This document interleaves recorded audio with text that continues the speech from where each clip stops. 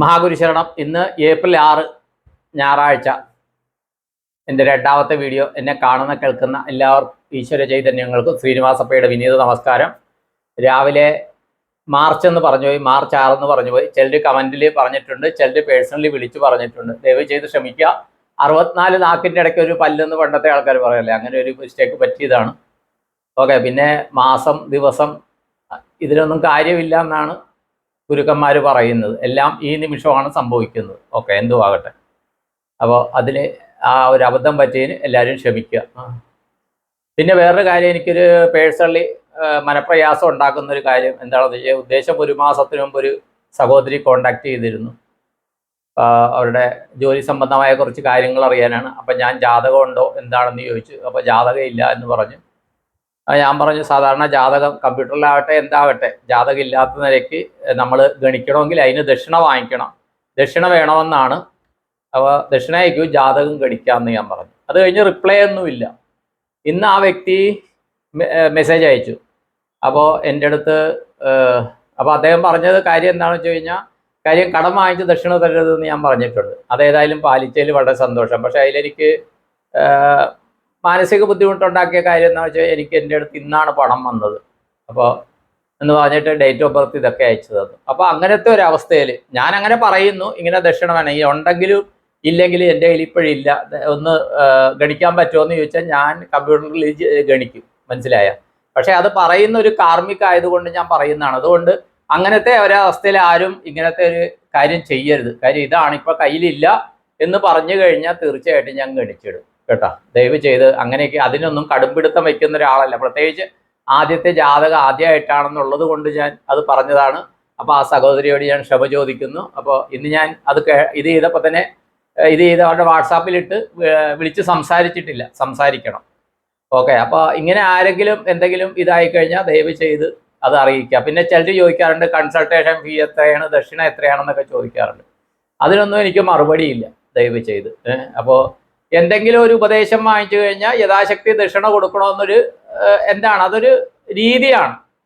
അതുപോലും ഞാൻ നിർബന്ധിക്കുന്നില്ല. അപ്പോൾ ചിലർ ഇതൊരു ഫ്രീ ആണല്ലോ, പലരുടെയും കോണ്ടാക്ട് ചെയ്യുന്നതനുസരിച്ച് ചിലർക്ക് ഫീസുണ്ട്, 1500 അത് ഇതൊക്കെ ഫീസുണ്ട് ചിലർക്ക്. മനസ്സിലായി? അത് കഴിഞ്ഞിട്ട് അവർക്ക് അപ്പോയിൻമെൻറ്റ് കിട്ടുന്നത് പിന്നെയാണ്. അപ്പോൾ ഞാനൊരിക്കലും ഒരു ആസ്ട്രോളജർ അല്ലാത്തത് കൊണ്ട് എനിക്ക് ഈ വിധ നിബന്ധനകളൊന്നും ബാധകമല്ല. പക്ഷേ ആർക്കെങ്കിലും എന്തെങ്കിലും ഉപദേശം കൊടുക്കുമ്പോൾ ദക്ഷിണ വാങ്ങിക്കണ്ടേന്ന് പലരും ചോദിക്കും. വാങ്ങിക്കണ്ടേന്ന് ചോദിച്ചാൽ വാങ്ങിക്കണം.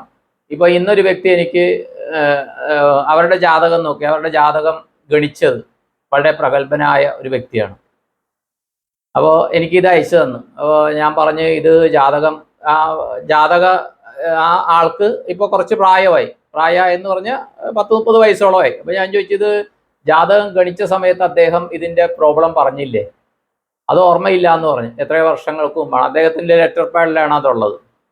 അപ്പോൾ എനിക്കറിയാവുന്ന അത് കണ്ടപ്പോൾ ഇന്നലെ കിട്ടിയതാണ്. അപ്പോൾ ഇന്ന് മെഡിറ്റേഷൻ കിട്ടിയ പോംവഴി ഞാൻ അവർക്ക് പറഞ്ഞു കൊടുത്തു, ഇതൊന്ന് ചെയ്ത് നോക്കുമെന്ന് പറഞ്ഞു കൊടുത്തു. അപ്പോൾ പറഞ്ഞെന്താ വെച്ച് കഴിഞ്ഞാൽ, കുറേ അധികം വർഷങ്ങളായി ഈ കാര്യത്തിന് വേണ്ടി പല അധികം ജ്യോതിഷന്മാരുടെ അടുത്തും പൂജകളും അതുമെല്ലാം ചെയ്യുകയാണ്.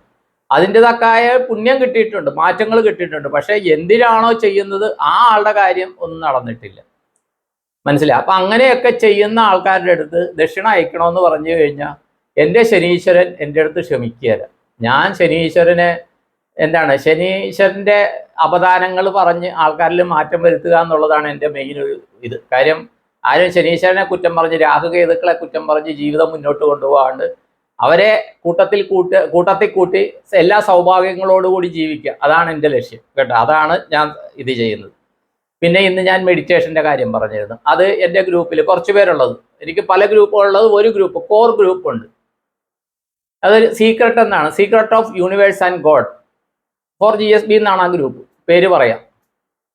അപ്പോൾ അതിൽ ആത്മാക്കളെക്കുറിച്ച് പ്രേതങ്ങളെക്കുറിച്ചൊക്കെ പറഞ്ഞാൽ പേടിയില്ലാത്തവരും, എന്നാൽ അതിൽ ചർച്ചകളിൽ പങ്കെടുക്കാൻ താല്പര്യമില്ല, കൊങ്ങിണി ഭാഷയിൽ, അങ്ങനെയുള്ള കുറച്ച് പേരേ ഉള്ളൂ. വളരെ സെലക്റ്റഡ് ആൾക്കാരേ ഉള്ളൂ.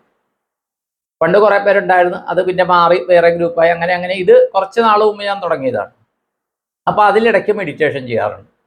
ആ മെഡിറ്റേഷൻ ചെയ്യുമ്പോൾ സാധാരണ മെഡിറ്റേഷനിലെ നമ്മുടെ രീതി തന്നെ വ്യത്യാസമാണ്. അപ്പോൾ അതിൽ ഇന്ന് അത് ഞാൻ ജസ്റ്റ് ഇന്ന് അതിൻ്റെ തിരക്കായിരുന്നത് കൊണ്ടാണ് അറിയിച്ചത്. അപ്പോൾ ചിലർ സാറിൻ്റെ മെഡിറ്റേഷൻ പ്രോഗ്രാം വെക്കണമെന്ന് പറഞ്ഞു. എൻ്റെ മെഡിറ്റേഷൻ പ്രോഗ്രാം എന്ന് പറഞ്ഞാൽ അങ്ങനെ മെഡിറ്റേഷൻ ഒന്നുമില്ല. എൻ്റെ ഗുരു പറഞ്ഞ ഇതനുസരിച്ച് ഉപാസനാമൂർത്തികളുടെ ഇത് വെച്ച് ഇരുന്നവരുടെ എന്താണ് അങ്ങനെ ഇരിക്കാൻ പറയും, മനസ്സിലായ? അതൊക്കെ തന്നെ. അവിടെ പിന്നെ എന്താണ് സംഭവിക്കണേ, ആ ഒരു എന്താണ് ആ ഓരോരുത്തരുടെ ആ കുടുംബദേവത അതിൻ്റെയൊക്കെ ഒരു ചെറിയ എഫക്റ്റ് അവിടെ വരും. കാര്യം എൻ്റെ ഉപാസനാമൂർത്തികളെ ഇത് ചെയ്തുകൊണ്ടാണ് അത് ചെയ്യുന്നത്, മനസ്സിലായി? അല്ലാണ്ട് സാധാരണ പോലെ പല പല മെഡിറ്റേഷൻ പല പല പേര് പറയുന്ന പോലെ അതല്ല അത് ചെയ്യുന്നത്. അപ്പോൾ അതിൻ്റെ ഒരു കാര്യം അങ്ങനെയുണ്ട് കേട്ടോ, അതൊന്ന് പറയുന്നു. പിന്നെ ബ്ലെസ്സിങ്സ് ചോദിച്ചു സാറിൻ്റെ. എനിക്ക് ബ്ലെസ്സിങ് തരാനുള്ള വലിയ പവർ ഒന്നുമില്ല. അത് അനു പറഞ്ഞതിനകത്ത് ബ്ലെസ്സിങ്സ് എന്ന് പറഞ്ഞ് തേടയെ പഠിപ്പിച്ച മാസ്റ്റർ പറഞ്ഞൊരു വാക്കാണ് ബ്ലെസ്സിങ്സ്. പക്ഷേ അതിലും എന്താണ് പ്രായോഗികമായിട്ട് അത് ഒരുപോലെയൊന്നും വർക്ക് ചെയ്യുന്നില്ല, മനസ്സിലായി? അപ്പോൾ എനിക്ക് പിന്നെ മനസ്സിലായത് ഇവ പലർക്കും ബ്ലെസ് ചെയ്യുമ്പോൾ, ഞാൻ മെഡിറ്റേഷൻ ചെയ്ത ഓരോരുത്തർക്കും ഒരു ഫാമിലിക്ക് ബ്ലെസ് ചെയ്യുമ്പോൾ അവരുടെ വീട്ടിൽ പോയി കഴിഞ്ഞാൽ ഒന്നുമില്ല, തലേ കൈവയ്ക്കുകയാണ് ഈ ബ്ലെസ്സിങ് എന്ന് പറയുന്നത്, ഒരു എനർജി പാസിംഗ് എന്ന് പറയും. അപ്പോൾ അവിടെ മെഡിറ്റേഷൻ ചെയ്യുമ്പോൾ അവരുമായിട്ട് ബന്ധപ്പെട്ട കുടുംബദേവതയോ അവിടെ ഗ്രാമദേവതയോ പ്രത്യേകിച്ച് അവരുടെ ആ ഫാമിലിയിലെ ആത്മാക്കളുമായിട്ട് ലിങ്ക് കിട്ടുന്നുണ്ട്. അത് വെച്ചാണ് ബ്ലെസ് ചെയ്യാറ്. അത് ചിലരെ ഓൺലൈനിൽ ചെയ്തിട്ടുണ്ട്. പക്ഷേ അത് ഞാൻ ചെയ്യാമെന്ന് ഉറപ്പ് പറയാൻ എനിക്ക് സാധിക്കുകയില്ല. എനിക്ക് ആ ലിങ്ക് കിട്ടിയാലേ സാധിക്കും. അപ്പോൾ ഇന്നോ ഒന്നോ രണ്ടോ പേര് ചോദിച്ചു, സാറ് ഓൺലൈനിൽ ബ്ലെസ് ചെയ്യുമോ, വീഡിയോ കോളിൽ ബ്ലെസ് ചെയ്യുമോ എന്ന് ചോദിച്ചു. ചെയ്യുമോ എന്ന് ചോദിച്ചാൽ ഇല്ല എന്നാണ് എൻ്റെ മറുപടി. കാര്യം എനിക്ക് ഇതിനെക്കുറിച്ചൊന്നും വലിയ ധാരണയില്ല, സത്യം പറയാം.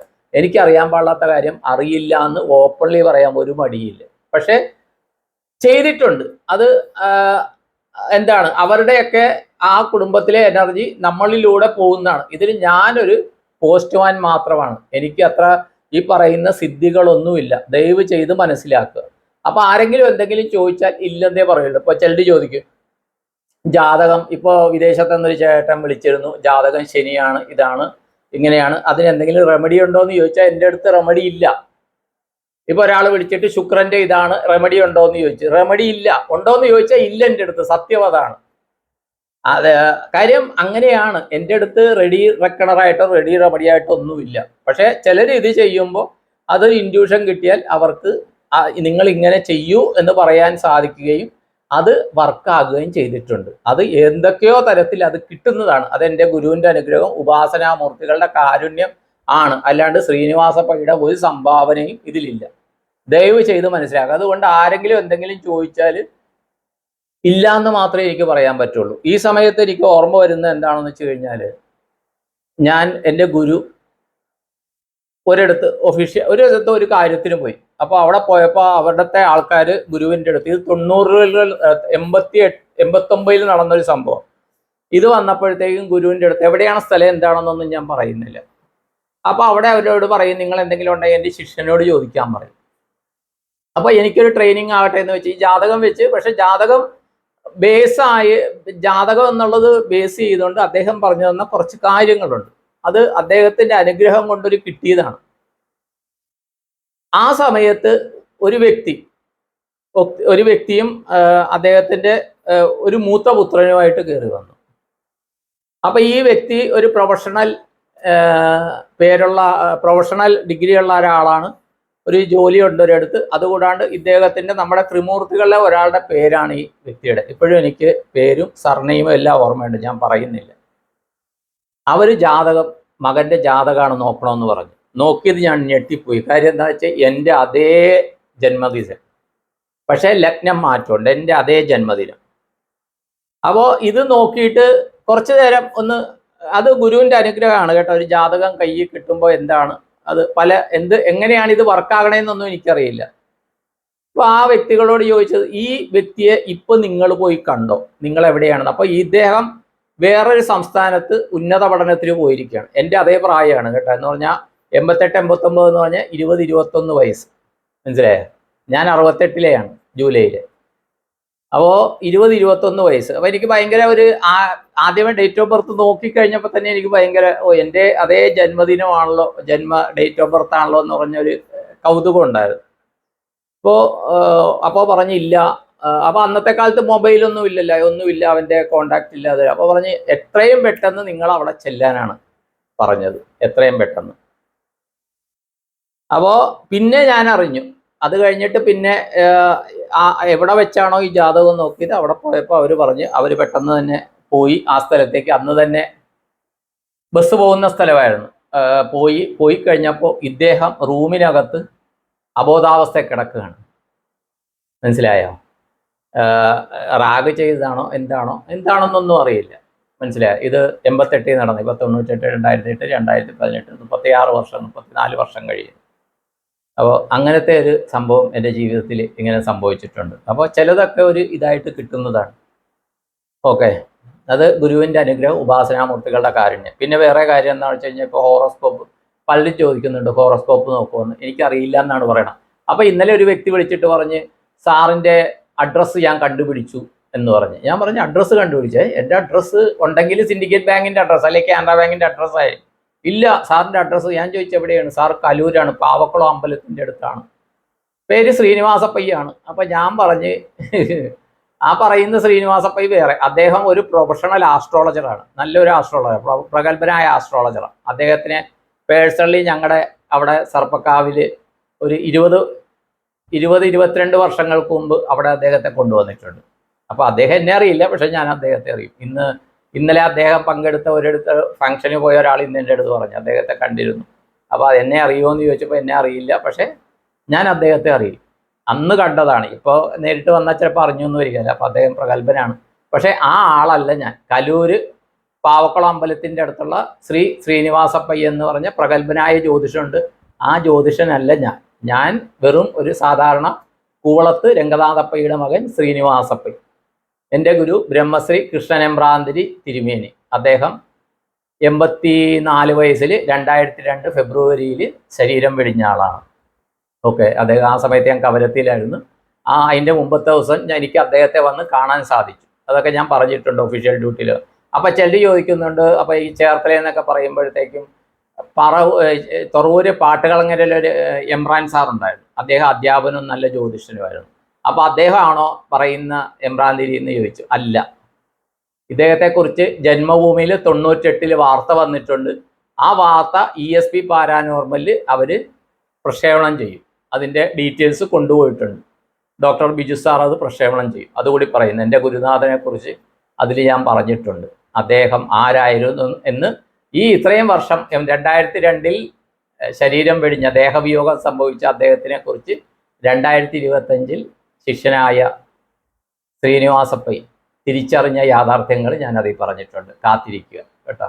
അപ്പോൾ അത് പറയുന്നു. അപ്പോൾ ഞാനിത് പറയുന്ന അപ്പോൾ ആരെങ്കിലും ദക്ഷിണയുടെ കാര്യം പറഞ്ഞ് ദയവ് ചെയ്ത് ദക്ഷിണ ഇല്ല എന്ന് പറഞ്ഞിട്ട് ഇത് ചെയ്ത് ദയവ് ചെയ്ത് പറയുക, ഞാൻ ഇത് ചെയ്തു തരും കേട്ടോ, കുഴപ്പമില്ല. പക്ഷേ ഒരു അപേക്ഷ മാത്രമേ ഉള്ളൂ, ഇത് ദക്ഷിണയൊന്നും ഇല്ല, അപ്പോൾ എന്നാൽ ഇങ്ങരോട് കൂടി ഒന്ന് ചോദിച്ചു കളയാമെന്ന് വെച്ച് ദയവ് ചെയ്താലും കോണ്ടാക്ട് ചെയ്യരുത്. അങ്ങനെ പരീക്ഷിക്കാൻ പറ്റുന്ന ആളല്ല ഞാൻ. എനിക്ക് അതിനുള്ള പ്രാഗൽഭ്യമില്ല, പാണ്ഡിത്യമില്ല. ദയവ് ചെയ്ത് മനസ്സിലാക്കാം. പക്ഷേ നിങ്ങൾക്ക് ഇത് ശ്രീനിവാസപ്പയ്യ. അപ്പോൾ ഞാൻ എല്ലാവരോടും പറഞ്ഞിട്ടുണ്ട്, ഇങ്ങനെ ദേവിയുടെ രൂപമുള്ള കോയിനുണ്ട്, 5 രൂപ 10 രൂപയുടെ കോയിനുണ്ട്. ആ കോയിനെടുത്ത് നിങ്ങൾ ടോസ് പോലെ ഇടുക. എന്നിട്ട് അത് ദേവീ രൂപം പ്രാർത്ഥിക്കുക. ഞങ്ങൾക്ക് ഈ വ്യക്തിയെ, ഈ ആളെ കോണ്ടാക്ട് ചെയ്ത് കഴിഞ്ഞാൽ ഞങ്ങളുടെ കാര്യത്തിനൊരു പ്രതിവിധി കിട്ടുമോ എന്ന് മനസ്സിലാക്കിക്കൊണ്ട് നിങ്ങൾ പ്രാർത്ഥിച്ചിട്ട് ആ കോയിൻ എവിടെയെങ്കിലും ഇടുക. അത് ദേവീ രൂപമാണ് കാണുന്നതെങ്കിൽ മാത്രം നിങ്ങൾ കോണ്ടാക്ട് ചെയ്യുക എന്ന് ഞാൻ പറഞ്ഞിട്ടുണ്ട്. അതെങ്കിൽ മാത്രമേ എനിക്ക് ഇത് ചെയ്യാൻ പറ്റുള്ളൂ. എൻ്റെ പാണ്ഡിത്യം ഒന്നും അല്ല ഇത്. ദയവ് ചെയ്ത് മനസ്സിലാക്കുക. അത് എന്തെങ്കിലും ഇതിനകത്ത് തെറ്റുകൾ സംഭവിച്ചിട്ടുണ്ടെങ്കിൽ അത് എൻ്റെ മാത്രം തെറ്റുകളാണ്, അതും പറയുന്നു. പിന്നെ വേറെ ഇന്നലെ കുറേ ഞാനിങ്ങനെ ESPയിൽ നെഗറ്റീവ് കമൻറ്റ് വന്നതിന് ഇത് ചെയ്യുന്നു. അതെൻ്റെ മൂത്ത ജ്യേഷ്ഠനെ പോലെ ഞാൻ സ്നേഹിക്കുന്ന ശ്രീ പ്രദീപ് വന്നു, അദ്ദേഹവും കൂടി അതിൽ കമൻ്റ് ഇട്ടു. അപ്പോൾ അത് പറയരുത്, ഒന്നും അത് മൈൻഡ് ചെയ്യണ്ടെന്ന് പറഞ്ഞു. അതുകൊണ്ട് അതൊന്നും ഇനി മൈൻഡ് ചെയ്യുന്നില്ല. അത് എന്തെങ്കിലും ആകട്ടെ. അപ്പം അതും ഇത് പറഞ്ഞതിന് ഞാൻ കാര്യം ശനീശ്വരൻ്റെ ഇതിൽ താഴെ ഇത് ചെയ്തപ്പോൾ എനിക്ക് ഭയങ്കരമായിട്ട് യാഥാർത്ഥ്യം അറിയാണ്ട് പുലമ്പുന്നത് കണ്ടിട്ട് അല്പം വിഷമം തോന്നി. പക്ഷേ ഇനി അത് പുലമ്പേണ്ടവർ പുലമ്പട്ടെ, അവരുടെ കാർമ്മിക അവർ കൊണ്ടുപോട്ടെ. ഞാൻ എന്താണെന്ന് എനിക്കും എന്നെ കോണ്ടാക്ട് ചെയ്തവർക്കും ഞാൻ എന്താണെന്നറിയാം.